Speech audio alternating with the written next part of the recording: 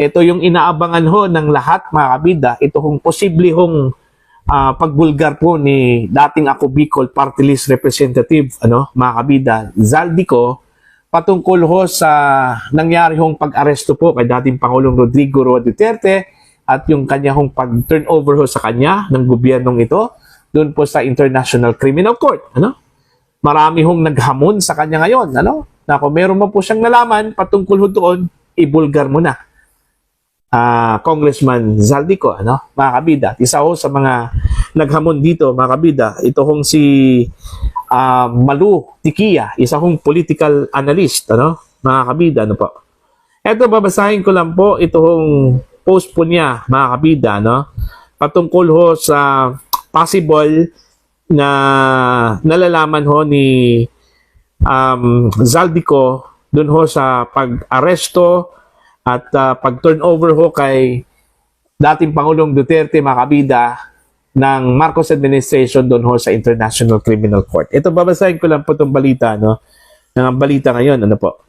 Sana malabas ni Zaldico kung paano plinano ang extraordinary rendition ni FPRRD. Okay? Yung pag-aresto sa kanya, mga kabida, at pagdala ho sa kanya dun po sa The Hague, Netherlands. Ito ang pahayag ni Miss Malu Tikia, founder ng Publicos Asia at kilalang political strategist, matapos pagtibayin ng International Criminal Court Appeals Chamber ang desisyon na hindi pagbigyan ang interim release ni dating Pangulong Rodrigo Roa Duterte. Sa kanyang pahayag, diretsahan niyang hinimok si dating Ako Bicol Party List Representative na ilantad ang lahat ng detalye kaugnay ng umano'y pagplano ng international operatives sa pagkakahuli at pagdadala kay dating Pangulong Duterte sa The Hague.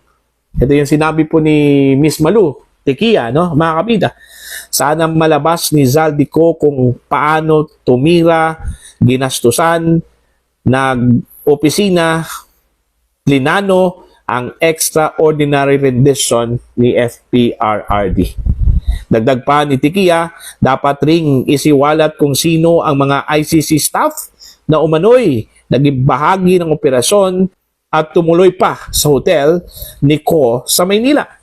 Isama na dyan ang mga ICC staff na hosted nila sa kanyang hotel sa Maynila. Susi kayo dyan, sir. So, yun yung naging pahayag po ni Miss Malu Tikia, mga kabida. Kung maalala po ninyo, sa isang expose video, mga kabida, ni Zaldico, meron po siyang ipinakitang maleta, mga maleta po yun, mga kabida. I think, dun ho sa pangalawang video niya, mga kabida, na inilabas po niya sa kanyang Facebook page. Okay?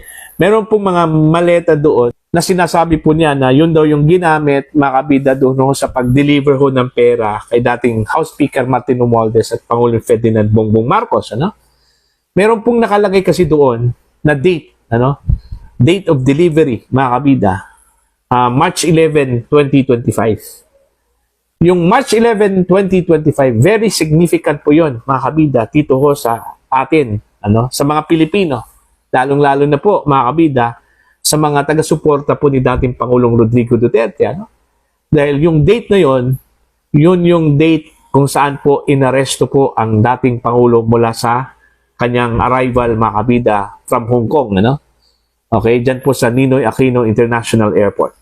At yun din yung araw, mga kabida, kung saan po ay dinala ito kong si Digong papuntang The Hague, Netherlands.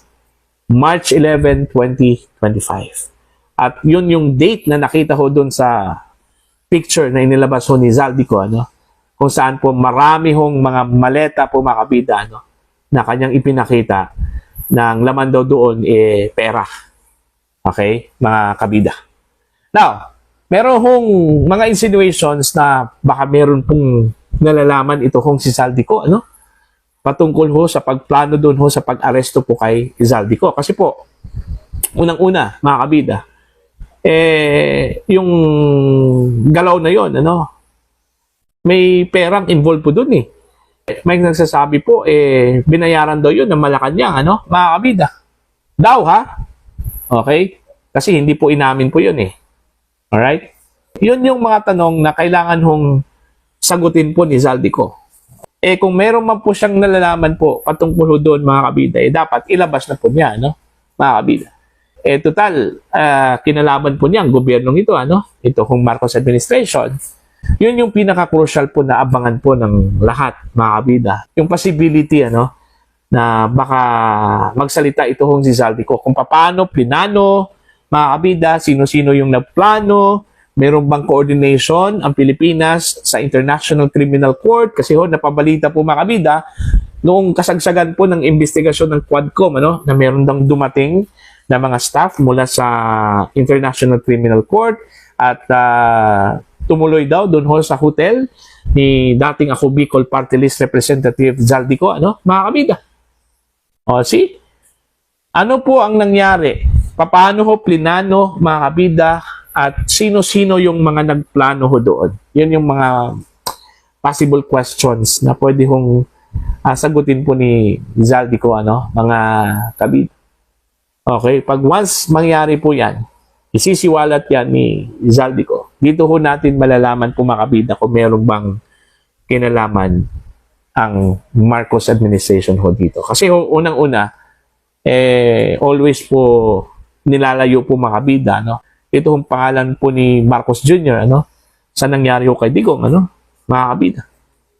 Okay? Dito ho natin malalaman kung talaga bang desisyon yun, ano, ni Pangulong Ferdinand Bongbong Marcos po, ano, mga kabida. Okay, na ipadala ito si Digong doon ho sa International Criminal Court. Sa halip, nandito ho litisin sana dahil may kapasidad naman po yung court po natin, ano? Hindi pa po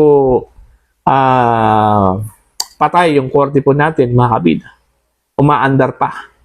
Pero ang ginawa po ng gobyerno, mas ninais po nila na ihatid na lang po itong si Digong doon po sa ICC. Kaya yun yung nangyari po, ano, mga kabida. Pero ang sabi po ng ilang mga eksperto, extraordinary rendition daw yun. Pagsuko, mga kabida, doon ho sa International Criminal Court. Okay? Parang sinasabi ho ng gobyerno ng Pilipinas, inutil po kami dito. Wala ho kaming kakayahan po na litisin ng Pangulo. Okay, kaya sa inyo na yan. So yun yung napaka-crucial po, ano.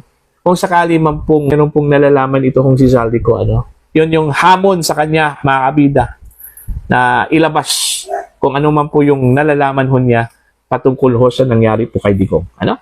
Para po sa inyong